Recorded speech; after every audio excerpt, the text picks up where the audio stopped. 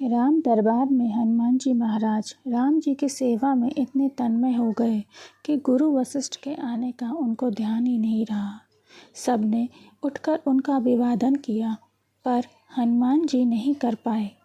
वशिष्ठ जी ने राम जी से कहा कि राम, गुरु का भरे दरबार में अभिवादन नहीं कर अपमान करने पर क्या सजा होनी चाहिए।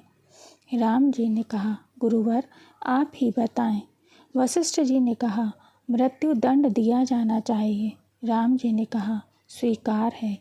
तब राम जी ने कहा कि गुरुदेव आप बताएं कि यह अपराध किसने किया है। बता दूंगा, पर राम वो तुम्हारा इतना प्रिय है कि तुम अपने आप को सजा दे दोगे, पर उसको सजा नहीं दे पाओगे। राम जी ने कहा, गुरुदेव राम के लिए सब समान है।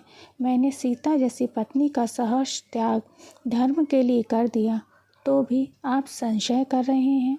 नहीं राम, मुझे तुम्हारे पर संशय नहीं है, पर मुझे दंड के परिपूर्ण होने पर संशय है। अतः यदि तुम यह विश्वास दिलाते हो कि तुम स्वयं उसे मृत्यु दंड अपने बाण से दोगे, तो ही मैं अपराधी का नाम और अपराध बताऊंगा। राम जी ने पुनः अपना संकल्प व्यक्त कर दिया। तब वशिष्ठ जी ने बताया कि यह अपराध हनुमान जी ने किया है।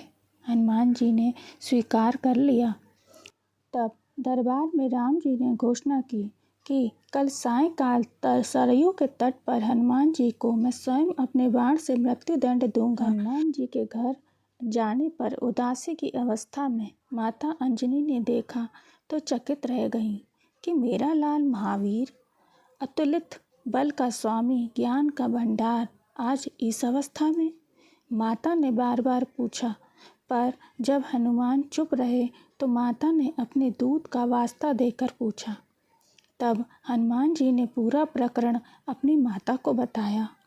माता, आप जानती हैं कि हनुमान को संपूर्ण ब्रह्मांड में कोई नहीं मार सकता, पर भगवान राम ने वाण से भी कोई नहीं बच सकता।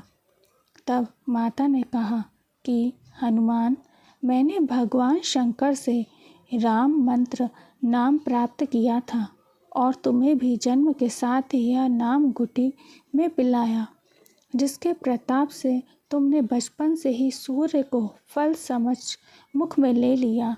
उस राम नाम के होते हुए हनुमान कोई भी तुम्हारा बाल भी बांका नहीं कर सकता, चाहे वह राम स्वयं भी क्यों न हो। राम नाम की शक्ति के सामने राम की शक्ति और राम के शक्तिवाण की शक्तियाँ भी महत्वहीन हो जाएंगी। जाओ मेरे लाल, अभी से सरयू के तट पर जाकर राम नाम का उच्चारण करना आरंभ कर दो।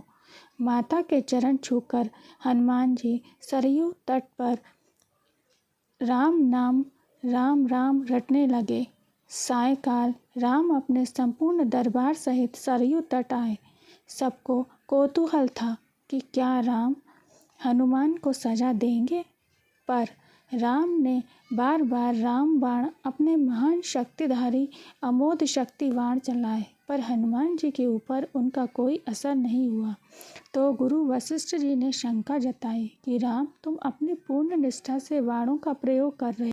तो राम ने कहा, हाँ गुरुदेव, मैं गुरु के प्रति अपराध की सजा देने को अपने बाण चला रहा हूँ। उसमें किसी भी प्रकार की चतुराई करके मैं कैसे वही अपराध कर सकता हूँ। तो तुम्हारे बाण अपना कार्य क्यों नहीं कर रहे।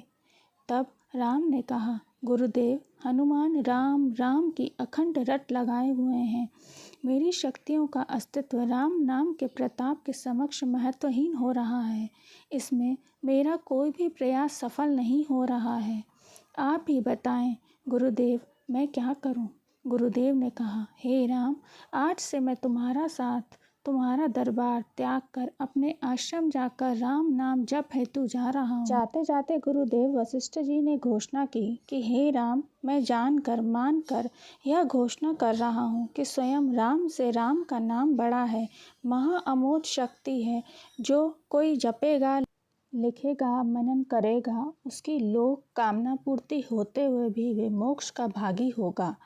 और मैंने सारे मंत्रों की शक्तियों को राम नाम के समक्ष न्यूनतर माना है। तभी से राम से बड़ा राम का नाम माना जाता है। जय श्री राम।